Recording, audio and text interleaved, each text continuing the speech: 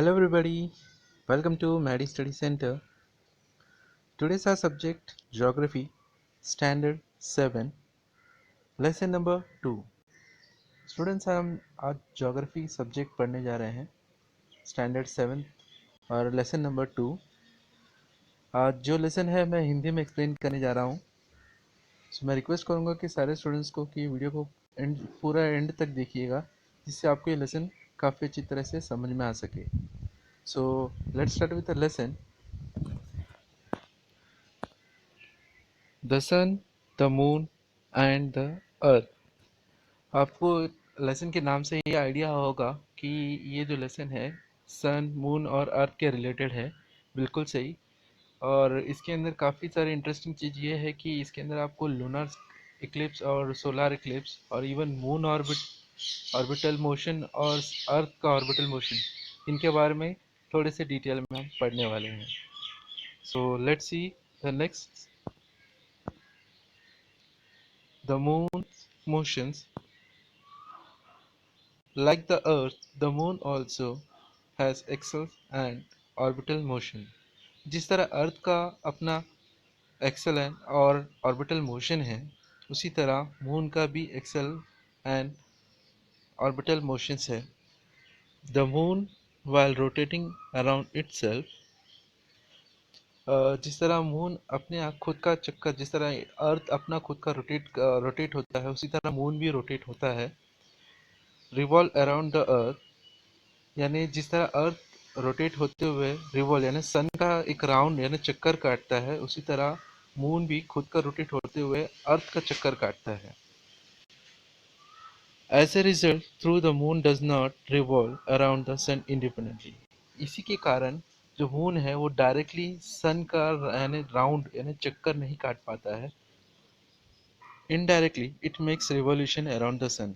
But क्या है, इस डायरेक्टली नहीं लेकिन इनडायरेक्टली वो सन का चक्कर ज़रूर काटता है बिकॉज ऑफ अर्थ, क्योंकि अर्थ सन का रोटेशन यानी रिवोल्यूशन करता है यानी घूमता है, चक्कर काटता है, तो साथ में मून भी अर्थ के साथ में सन का चक्कर काटता है. The time it's take to make one revolution around the earth and one rotation itself is the same. देखिए, मैं आपको एक इम्पॉर्टेंट बात बताना चाहूँगा. जितना टाइम एक मून को अर्थ का चक्कर काटने में लगता है उतना खुद को घुमाने में भी लगता है, यानी जितना वो खुद को रोटेट करने में एक टाइम लगाता है उतने में वो अर्थ का एक चक्कर काटता है. That is why we constantly see one and the same side of the moon. इसी के कारण हमें मून का हमेशा एक ही साइड दिखाई देता है, दूसरा साइड हम देख नहीं पाते हैं. क्योंकि वो एक ही टाइम में जब तक वो घूम कर रिटर्न आने तक हमें फुल मून और न्यू मून का डिफरेंस हमें पता चलता है और उतने में ही जो है हमें मून का दूसरा साइड देखने में नहीं मिलता है. आप एक देख सकते हैं यहाँ पे इमेज है अर्थ का, उसके साइड में है मून. जो ग्रीन कलर का ए दिखाई दे रहा है आपको, ये अर्थ ऑर्बिटल मोशन है और जो बाहर वी है वो है मून ऑर्बिटल मोशन. तो हम देखते हैं नेक्स्ट पॉइंट, ज्योग्राफिकल एक्सप्लेनेशन, यानी इसकी कुछ एक्सप्लेनेशन भी है यहाँ पे, हम वो भी देखेंगे. The moon orbit of the revolution is also elliptical as that of the earth. जिस तरह मून का ऑर्बिटल मोशन है, रोटेट करने के लिए उसे लगता है, उसी तरह रिवोल्यूशन करने के लिए भी उसे एक्टिव यानी अर्थ का एक चक्कर काटना हम बोल सकते हैं, वो है. Hence the distance of the moon from the earth is not same everywhere along its orbit while revolving. देखिए, सबसे इम्पोर्टेंट बात यह है कि जिस तरह अर्थ का चक्कर काट सूरज सन का चक्कर काटता है तो थोड़ा डिस्टेंस में डिफरेंस आता है, उसी तरह मून का भी यही है कि हम देखते हैं कई बार हमको पता चलता है कि मून का जो डिस्टेंस है कई बार हमको नज़दीक दिखता है, कई बार दूर दिखता है. तो यहाँ पे भी मून के साथ में भी यही डिफरेंस है, कहीं डिस्टेंस में कहीं जगह पे हमको दूर दिखता है, कहीं बार नज़दीक दिखता है. When it is the closest to the earth it is said to be a पेडिग्री. यानी जब अर्थ के नज़दीक मून होता है, यानी इतना नज़दीक नहीं, नज़दीक होता है, उस समय उस टाइम में उसे पेडिग्री कहा जाता है, पेडिग्री. And when it is farthest the position is called apogee, यानी जब वो हमसे थोड़ा डिस्टेंस से थोड़ा और दूर हो जाता है तो उस समय उसे एपोगी कहा जाता है।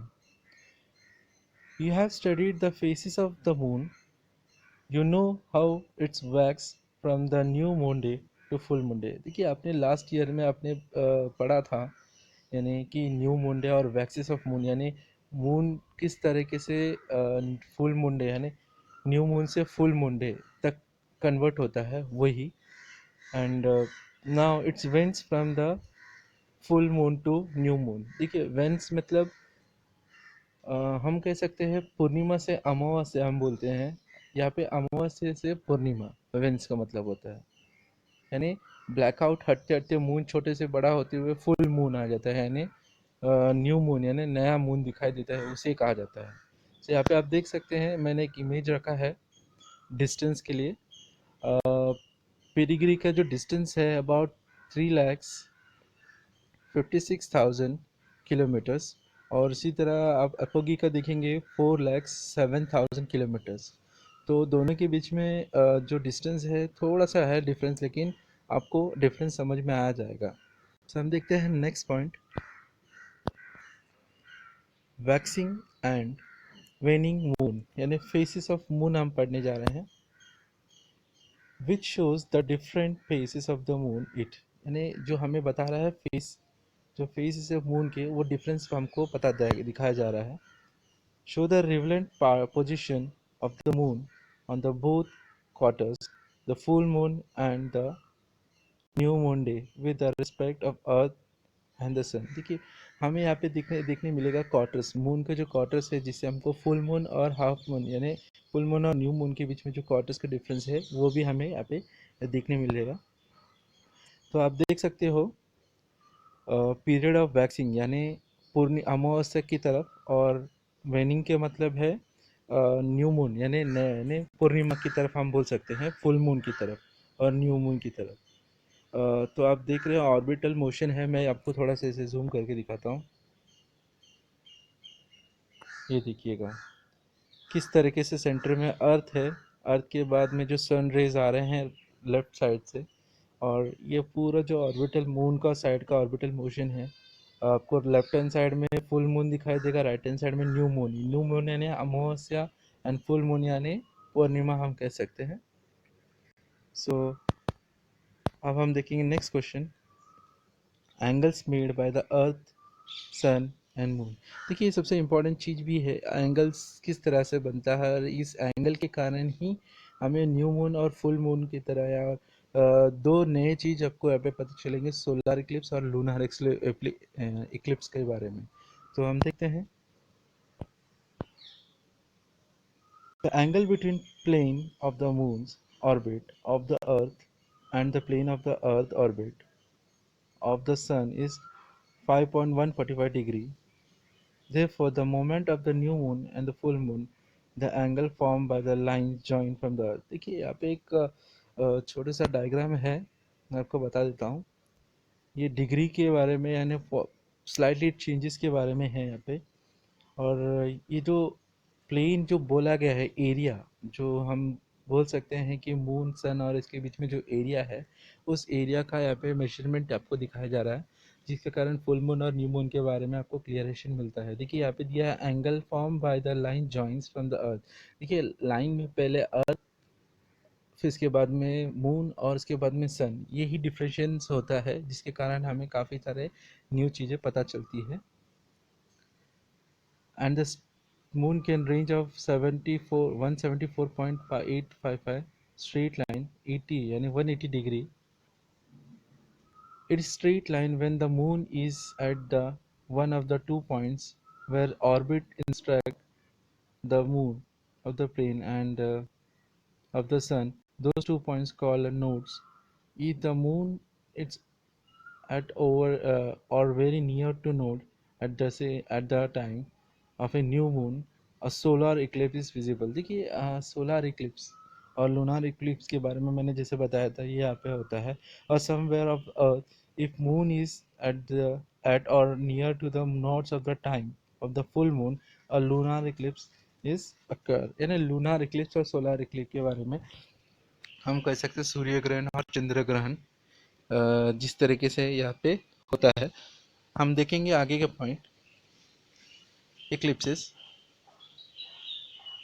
Eight an eclipse is an astronomical event. It is when our object in our sky move into the shadow of the another such object. देखिए इक्लिप्स का मतलब होता है कि अगर एक लाइट के बीच में हमारे कुछ हाथ, या फिर हम देखिए घर में नॉर्मल टॉर्च जलाई है, उसके आगे आप हाथ रखेंगे तो एक शेडो उसके ऊपर पड़ता है। इसका मतलब ये नहीं कि वो लाइट पार नहीं, यानी उसके थ्रू लाइट पास नहीं हो पाती है, वो यहाँ पे बताया गया है। The term eclipse is most often to use describe solar eclipse when the moon shadow crosses the earth surface, or a lunar eclipse when the moon moves to the shadow of earth।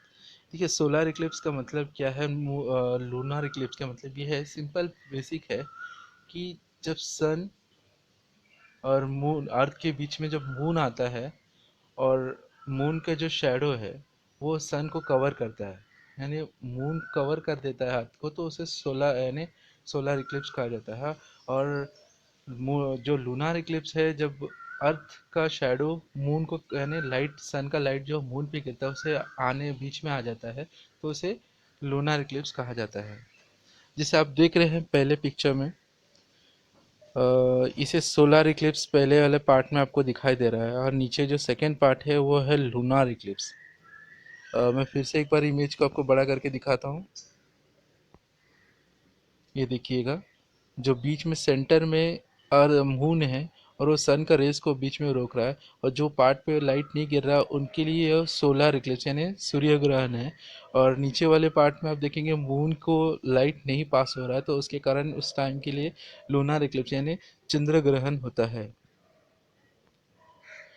तो आपको थोड़ा बहुत idea ज़रूर आया होगा। तो हम आगे के पार्ट देखेंगे।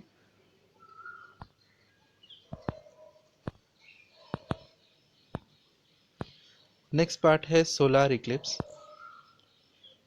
If the moon is between the sun and earth, the shadow of the moon falls on the earth.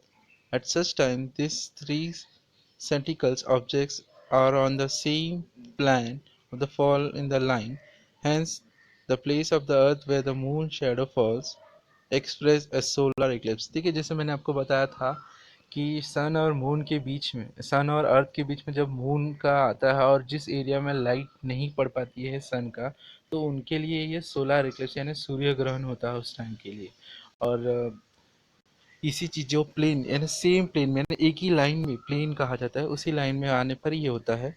और this shadow in two part of central portion of the shadow darker portion really is light. In the area of dark shadow of the earth, the sun becomes completely visible.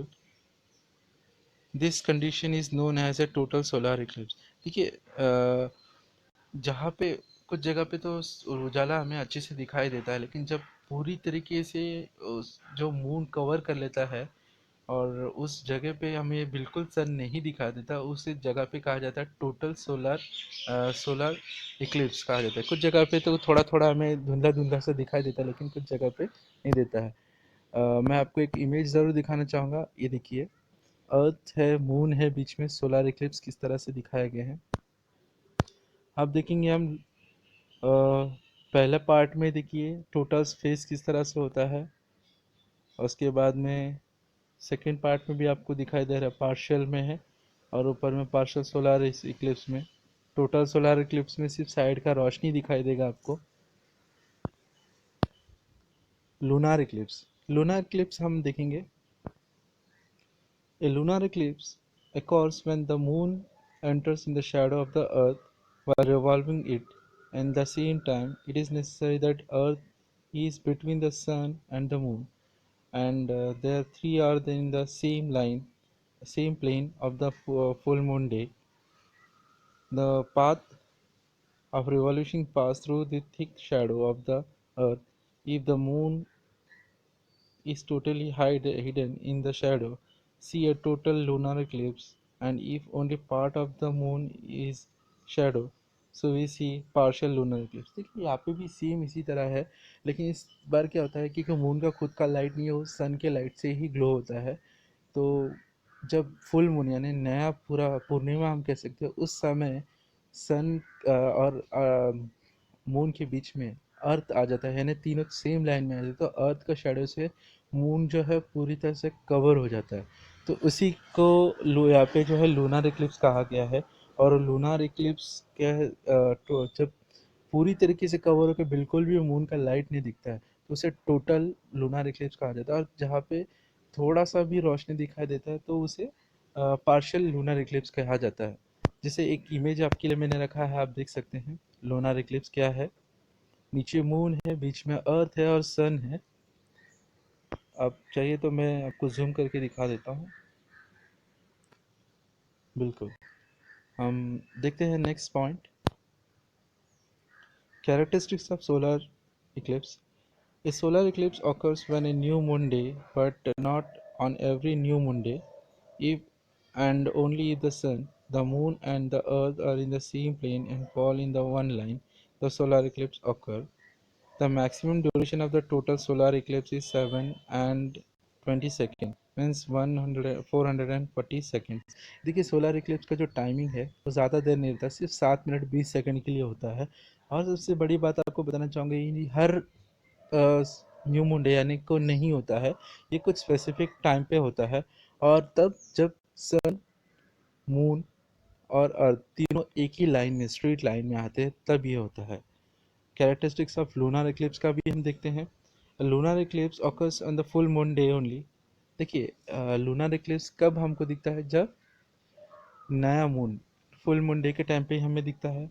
और lunar eclipse occurs only if the sun, moon and earth are in the same plane, fall in the same. ये भी same है, लेकिन यहाँ पे जो maximum duration of lunar eclipse is 107, यानी 107 minute के लिए हम कह सकते हैं, करीबन पौना 2 घंटे हम कह सकते हैं लूनर इक्लिप्स रहता है।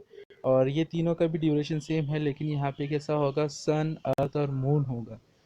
और लून सोलर इक्लिप्स में सन, मून और अर्थ होता है। तो ये दोनों का डिफरेंस आपको अच्छे से समझ में आना रहना ज़रूरी है। Eclipse and astronomical event. देखिए ये एस्ट्रोनॉमिकल कोई जादू करिश्मा नहीं है, एस्ट्रोनॉमिकल इवेंट्स है। A solar eclipse or lunar eclipse is just an astronomical event. There is nothing auspicious or inauspicious, but these events, it's just a result of the sun, the earth, and the moon beginning in the specific position. There is lot of curiosity about eclipse, but an special an eclipse is not a regular occurs। देखिए ये बड़ी कुदरती चमत्कार हम बोल सकते हैं, कुदरत का एक खेल है। और ये जो है सन और मून, ये जो है अपने सेम लाइन में आने के कारण होता है। और ये हर बार नहीं होता है, ये साल में कहीं 1 या 2 बार होता है, या 3 बार होता है ज़्यादा से ज़्यादा। लेकिन ये बड़ा स्पेशल चीज़ है, इसीलिए लोग के अंदर बहुत क्यूरियोसिटी रहती है इस चीज़ को देखने की। तो for a scientist working in the field of astronomy, eclipse and practically totally of annulary solar eclipse present a great opportunity for study. Scientists from all over the world make it a point of visit of locations where such events are going to occur. They carry out elaborate studies of eclipse condition। देखिए ये scientist का काम ही है, वो इस चीज़ को काफ़ी अच्छे से स्टडी करना चाहते हैं। वो पूरे देश में, पूरे दुनिया में कहाँ कहाँ इक्लिप्स ये हो रहा है, ये सारी चीज़ों को नोट डाउन करते हैं, उसके ऊपर स्टडी करते हैं।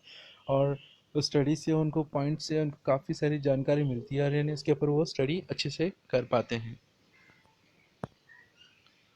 Always remember, while observing a solar eclipse, it is necessary to view the sun disk through the dark glasses or special goggles made for the purpose. Otherwise, its insect light of the sun can be harmful to our naked eyes। देखिए जब भी आप solar Eclipse देख रहे हैं यानी सूर्य ग्रहण देख रहे हैं, तो आपको सबसे पहली बात है कोई स्पेशल ग्लास या फिर सोलर इक्लिप्स के जो ग्लासेस है या कोई डार्क ग्लास है उससे ही देखना है। आप डायरेक्टली अगर अपने आंखों से देखोगे तो आपका आंखों पे इफेक्ट हो सकता है, आपके आंखें खराब हो सकती है, या और भी बहुत कुछ हो सकता है। होप करता हूँ कि आपको ये वीडियो ज़रूर पसंद आया होगा। अगर आपको पसंद आया है तो शेयर और लाइक ज़रूर कीजिएगा। और अभी तक आपने अगर मेरा चैनल सब्सक्राइब नहीं किया, रिक्वेस्ट करूँगा कि चैनल सब्सक्राइब कीजिए। और भी बहुत सारे इंटरेस्टिंग लेसन्स लेकर मैं आने वाला हूँ और अपलोड करने वाला हूँ।